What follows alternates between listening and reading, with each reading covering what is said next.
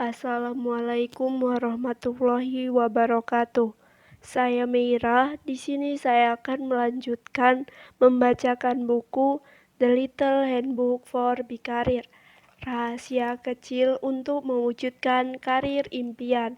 Karya Rifa Sancati. Kali ini saya akan melanjutkan membacakan bab ke-9 dari buku ini. Bagi kalian yang ingin memberikan saran atau merekomendasikan buku untuk saya baca, kalian bisa tulis di kolom komentar. Terima kasih. Bab 9. The right time to leave your job. Waktu yang tepat untuk meninggalkan pekerjaan. The real winner know the right time to leave. They won't sell for the less, no matter what. Rifa Sancati. Pemenang sejati tahu waktu yang tepat untuk pergi. Mereka tidak akan puas dengan yang lebih sedikit apapun yang terjadi. Salah satu dilema terbesar dalam dunia kerja adalah ketika mulai muncul keinginan untuk resign dari perusahaan tempat kita bekerja.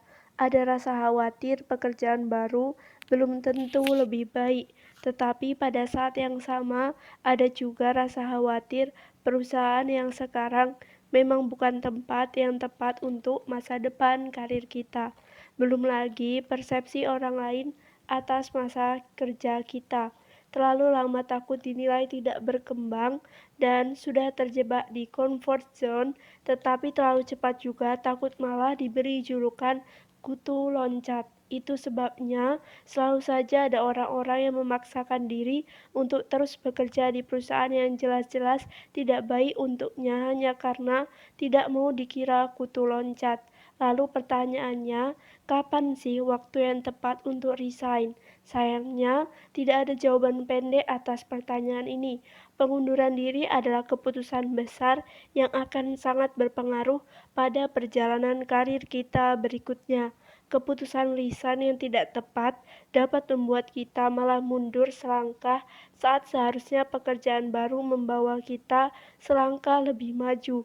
Topik ini menjadi semakin krusial di tengah maraknya job hopping, berpindah-pindah kerja dalam waktu singkat.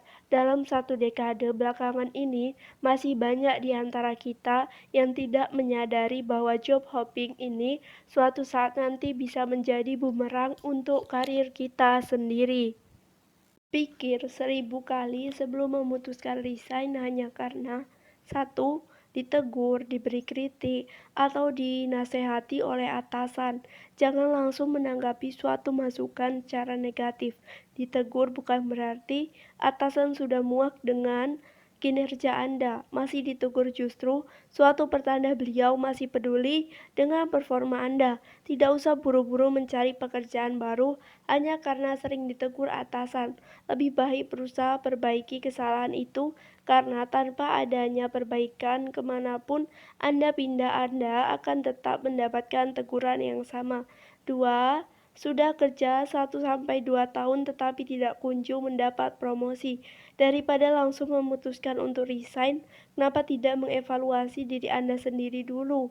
Apa yang masih kurang dari diri kita? Dari diri Anda? Apa yang Anda harus lakukan agar layak mendapat promosi?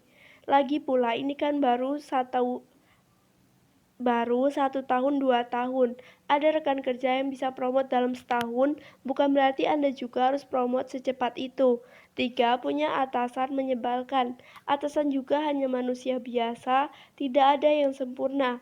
Jika Anda terbiasa resign hanya karena satu kekurangan atasan, sampai kapanpun Anda tidak akan berhenti dipindah dari satu perusahaan ke perusahaan lainnya. Disinilah akan kembali terasa pentingnya memiliki batas toleransi. Kiranya perilaku atasan seperti apa yang masih bisa Anda maklumi?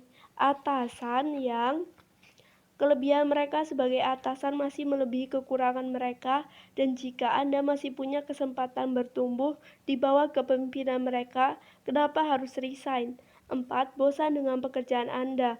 Wajar jika Anda ingin resign karena bosan atau karena sering menganggur pada jam kerja. Namun sebelum Anda memutuskan untuk resign, kenapa tidak dibicarakan dulu dengan atasan? Bisa jadi atasan Anda tidak sadar bahwa Anda merasa demikian. Atasan atasan yang bijaksana tidak akan ragu memberikan tugas yang lebih menantang kepada top talents yang mereka ingin pertahankan. 5. Merasa overload. Buat saya, overload itu lebih baik daripada underload. Untuk mengatasinya, saya akan berdiskusi dengan atasan soal bantuan yang saya perlukan untuk menyelesaikan tumpukan pekerjaan itu.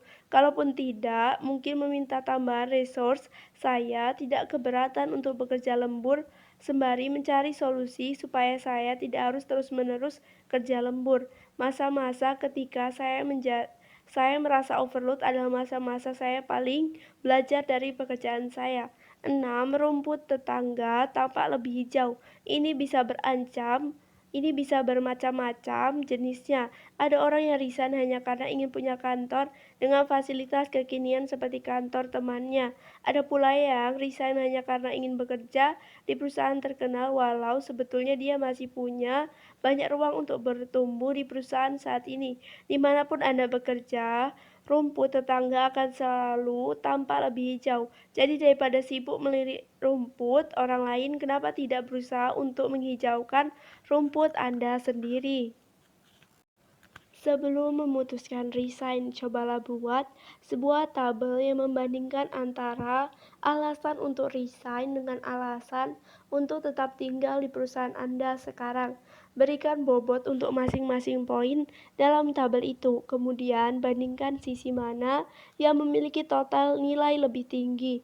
Berikut ini ilustrasi tabel yang dapat membantu Anda dalam mengambil keputusan untuk resign. Terdapat gambar tabel. Saya akan meletakkannya di description box sebagai gambar kedua. Jangan sampai Anda menyesali keputusan untuk resign. Salah satu ciri keputusan resign yang gegabah adalah ketika Anda menyesali keputusan tersebut di kemudian hari. Contoh penyesalan yang pernah saya dengar. Dulu saya resign karena kesal dengan teman satu tim. Ternyata di perusahaan-perusahaan selanjutnya, orang-orangnya malah jauh lebih menyebalkan. Dulu saya resign karena bos saya di sana cuek banget. Namun sekarang saya sadar, dia cuek karena percaya pada kemampuan saya. Enggak kayak bos saya yang sekarang micromanage. Saya diatur sampai hal sekecil-kecilnya. Dulu saya resign karena di kantor lama terlalu banyak aturan. Namun ternyata masih lebih baik banyak aturan daripada perusahaan yang enggak punya aturan seperti kantor saya yang sekarang. Tidak ada salahnya Anda mendiskusikan permasalahan yang Anda rasakan langsung kepada atasan.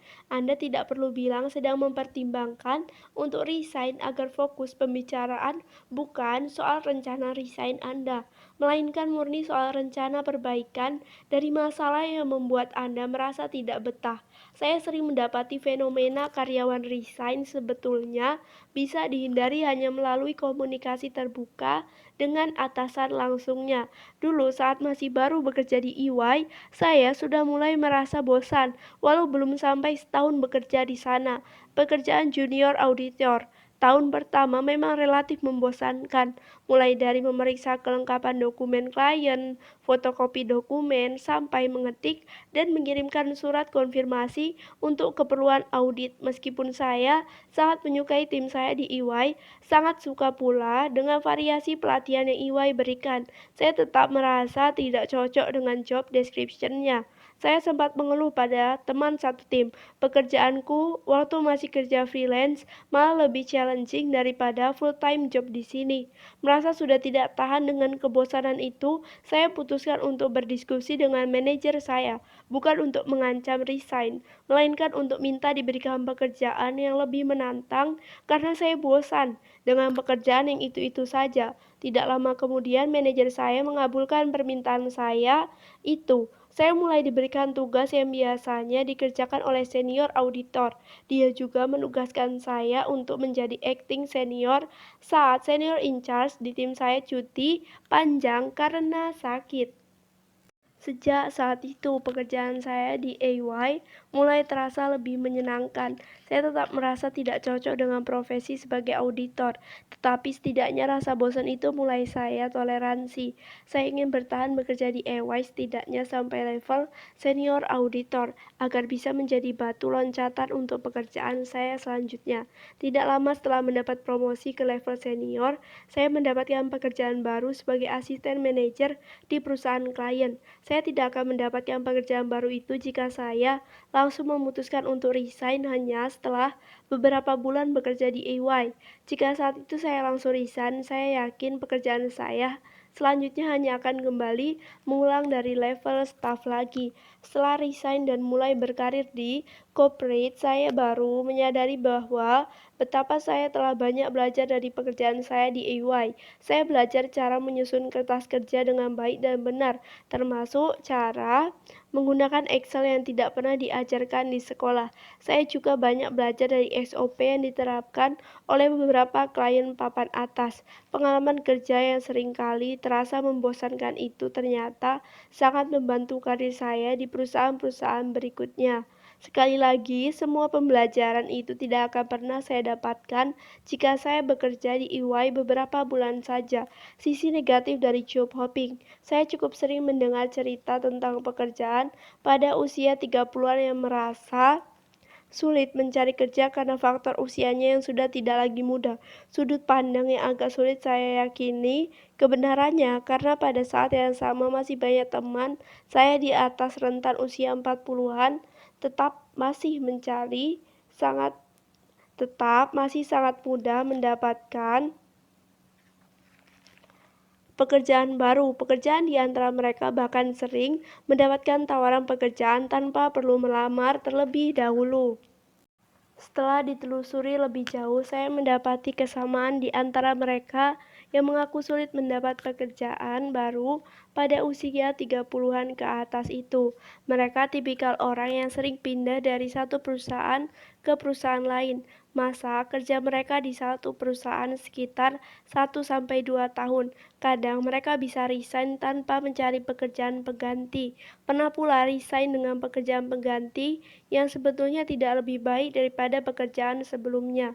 Akibatnya, saat berusia 30-an, mereka mulai jadi serba salah. Mereka tidak berhasil mendapat pekerjaan di level manajer karena belum memiliki pengalaman di level tersebut, tetapi juga tidak berhasil mendapatkan pekerjaan di level staff karena kalah bersaing dengan kandidat muda yang lebih energik dan juga lebih rendah expected salary-nya. Dari situ saya bisa menyimpulkan yang jadi masalah bukan usianya, melainkan keterampilan yang tidak sebanding dengan jumlah pengalaman kerjanya. Sudah kerja belasan tahun tetapi wawasan dan keterampilannya masih tidak jauh berbeda dengan fresh graduate. Hal ini bisa terjadi pada siapa saja, tetapi orang-orang yang kerap melakukan job hopping beresiko lebih besar untuk berakhir dengan keadaan seperti ini. Banyak ahli yang menyatakan bahwa masa kerja ideal untuk satu perusahaan adalah 2 sampai 3 tahun agar karyawan yang bersangkutan mempunyai cukup waktu untuk benar-benar belajar dari pekerjaan tersebut. Tidak hanya memahami apa yang dia kerjakan di sana, tetapi juga memahami seluk-beluk bisnis dan industri perusahaan yang bersangkutan. Selain itu, waktu yang cukup lama diperlukan agar kita sempat melewati proses belajar dari masa-masa sulit, termasuk belajar dari kegagalan, kesalahan, dan kekalahan. Waktu yang cukup lama juga diperlakukan agar kita bisa mengalami satu siklus bisnis secara penuh, misalnya mulai dari perencanaan produk baru, peluncuran produk, sampai evaluasi performa produk di pasar. Pengalaman seperti itulah yang dapat membuat kita menjadi expert atau ahli dalam pekerjaan kita. Keahlian itu sendiri yang kemudian bisa membuat kita malah dicari oleh employer meskipun usia sudah bertambah tua. Saya pernah menasehati salah satu karyawan yang pindah kerja sebelum genap 1 tahun bekerja di tim saya agar tidak menjadikan job hopping sebagai kebiasaan. Saya sangat berterima kasih karena dia telah banyak membantu tim saya untuk membersihkan sampah-sampah masa lalu. Memang hanya sebentar tetapi sangat terasa manfaatnya. Namun demikian, dia tidak bisa terus-menerus hanya menjadi spesialis bersih-bersih. Jika dia ingin berkembang menjadi ahli di bidang keilmuannya, dia harus menguasai keterampilan yang bersifat lebih strategis untuk mengejar jenjang karir berikutnya. Contohnya keterampilan dalam membuat SOP berdasarkan the best practice, kemampuan menyusun rencana kerja, atau kemampuan dalam mengambil keputusan-keputusan besar. Keterampilan strategis seperti itu akan lebih sulit untuk bisa dia kuasai dengan baik jika dia terbiasa pindah kerja hanya dalam waktu yang sangat singkat. Job hopping bisa jadi terasa menyenangkan saat usia kita masih lebih muda, tetapi bisa menjadi batu sandungan saat usia lebih tua. Pertimbangkan dulu baik-baik sebelum akhirnya mengirimkan surat pengunduran diri. Keputusan Anda itu tidak hanya akan mempengaruhi karir Anda tahun depan, tetapi juga karir Anda pada dekade mendatang. Salah satu penyebab terjadinya job hopping adalah pemilihan pekerjaan baru yang tidak hati-hati. Bisa jadi alasan resign-nya sudah tepat, tetapi alasan memilih pekerjaan barunya yang tidak tepat. Akhirnya, baru bekerja sebentar sudah langsung pindah ke perusahaan berikutnya. Contoh alasan resign karena kecapean sampai sering jatuh sakit, tetapi lalu pindah kerja ke startup yang bisnisnya sedang naik daun.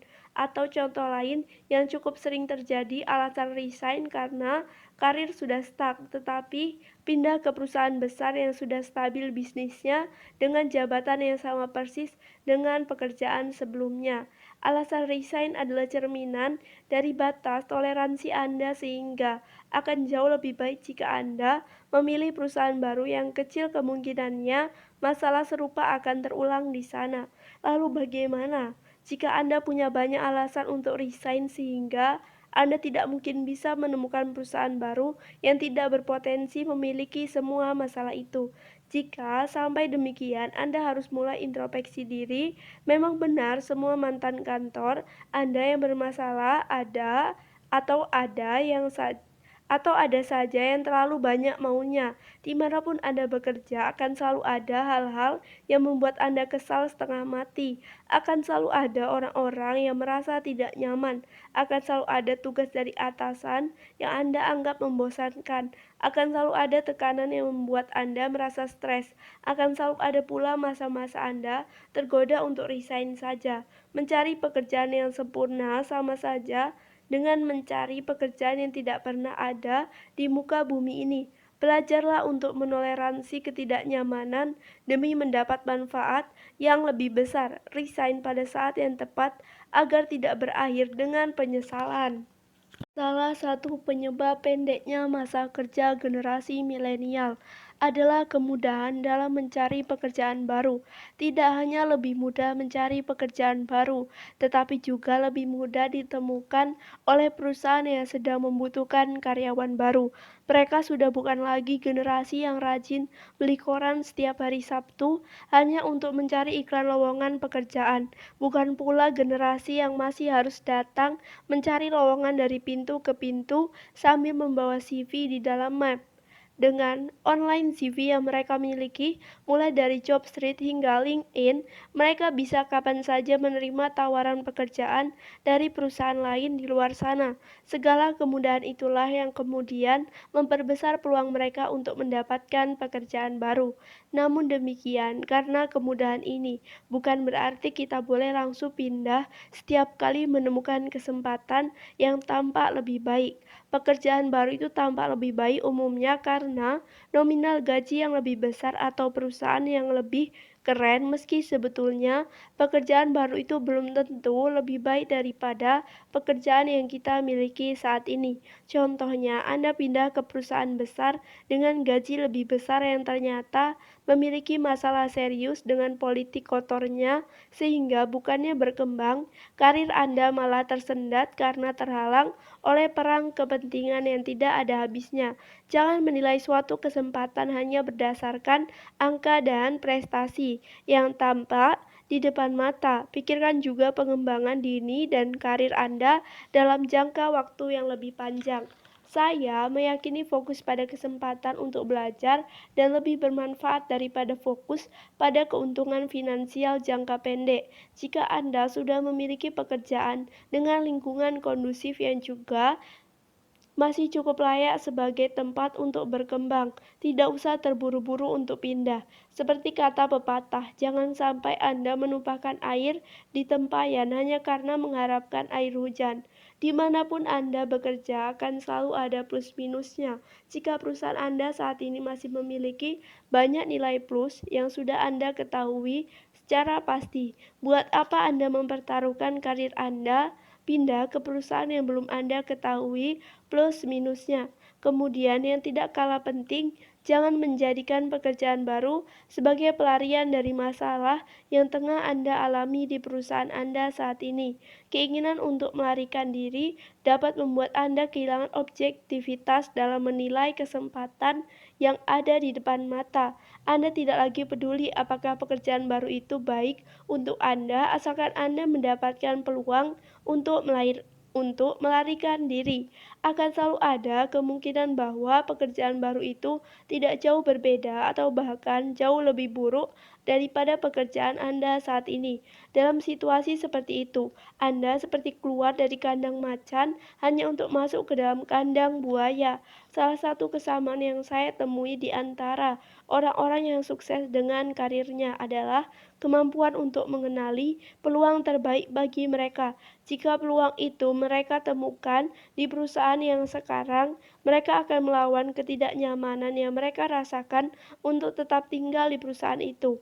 Mereka tidak akan mudah silau dengan rumput tetangga yang tampak lebih hijau. Namun jika mereka melihat ada peluang yang lebih baik di luar sana, maka mereka akan melawan rasa takut akan resiko yang mungkin terjadi untuk pindah ke perusahaan baru itu. Pelajari baik-baik segala opsi yang Anda miliki agar tidak mendapat kerugian di kemudian hari. The real winners know the right time to leave. They won't stay for the last no matter what. Tidak ada yang salah dari setia pada satu perusahaan saja.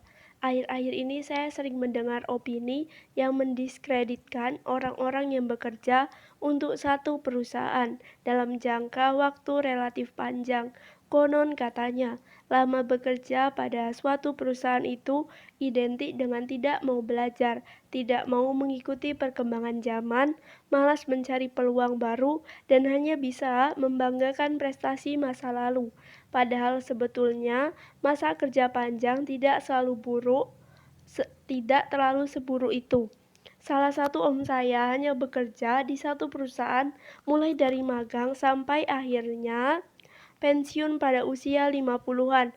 Beliau tipe orang yang semakin pintar seiring bertambahnya usia. Beliau terus berprestasi dari waktu ke waktu sepanjang perjalanan karir. Beliau sama sekali bukan tipe orang yang gagap teknologi dan masih rajin bekerja walau kondisi kesehatan mulai menurun. Harusnya saat ini om saya sudah sepenuhnya berhenti bekerja, tetapi perusahaan masih meminta beliau untuk tetap membantu sampai beberapa tahun ke depan. Banyak anak muda yang siap menggantikan, tetapi beliau tetap terpilih untuk melanjutkan kontribusinya karena tingkat keahlian yang sulit dicari tandingannya. Berkat segala kerja kerasnya itu, dari yang tadinya tumbuh besar di keluarga sederhana, om saya pensiun dalam keadaan punya rumah mewah di Jakarta. Tidak semua orang yang awet bekerja di satu perusahaan akan mentok pengembangan karirnya. Begitu pula sebaliknya.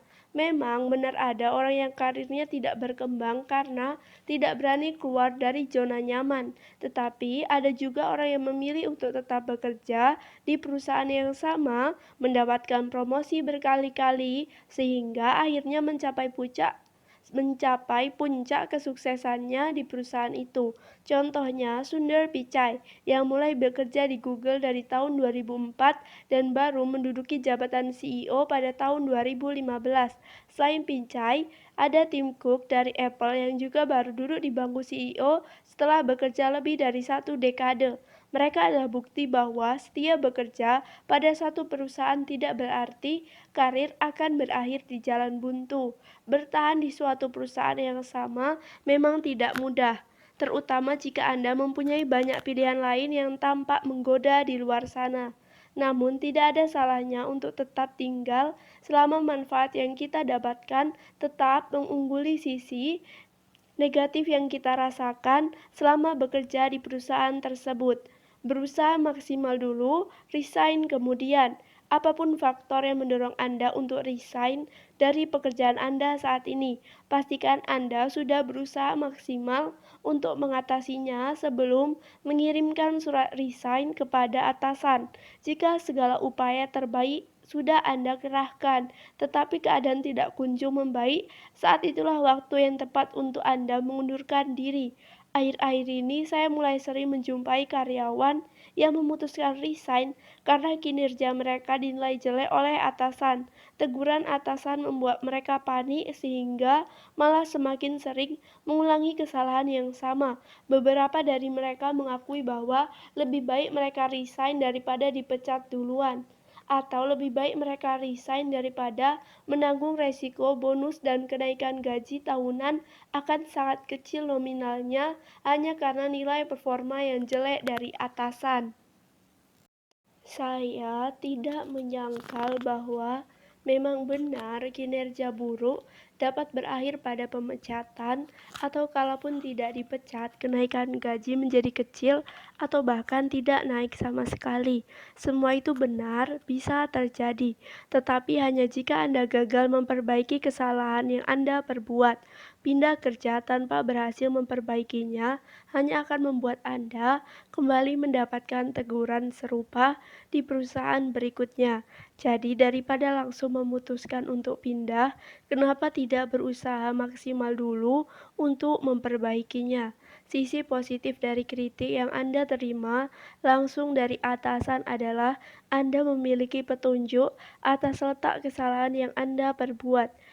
Hal itu jauh lebih baik daripada tidak pernah menerima kritik, tetapi tetap tidak pernah pula mendapatkan apresiasi dari perusahaan. Kuda hitam yang menjadikan kritik sebagai cambuknya itu betulan ada, jadi jangan kalah sebelum berperang.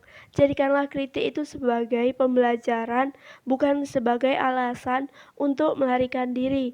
Jika usaha terbaik Anda tetap tidak pernah cukup, baik untuk mengubah keadaan, resign bisa menjadi pilihan. Carilah pekerjaan lain yang dapat memberikan Anda peluang lebih besar untuk meraih kesuksesan. Setelah Anda memutuskan untuk resign, bukan berarti Anda bisa berlaku seenak-enaknya. Setiap kali saya sudah mengumumkan rencana untuk resign, saya selalu saja mendapatkan pertanyaan, "Kamu udah mau resign, kok masih lembur aja sih? Atau kamu nggak cuti, Rif?" Biasanya orang yang mau resign suka menghabiskan jatah cuti. Masih rajin bekerja menjelang hari terakhir tampaknya bukan hal yang dianggap lazim. Padahal sebetulnya pertama, selama kita masih menerima gajinya, kita masih mengemban tanggung jawabnya. Dan kedua, dunia kerja itu sempit, terutama di Indonesia. Mantan bos saya di Gojek pernah bilang bahwa tidak seperti Amerika Serikat, lingkungan kerja di Indonesia lebih sempit. Gagal berkarir di New York, Anda bisa pindah berkarir di Boston, Los Angeles, dan kota besar lainnya untuk kembali memulai dengan nama yang masih bersih. Hal ini sangat jauh berbeda dengan Indonesia. Dimanapun saya pindah kerja, selalu ada saja mutual connection atau orang yang mengenal orang yang sama dengan saya.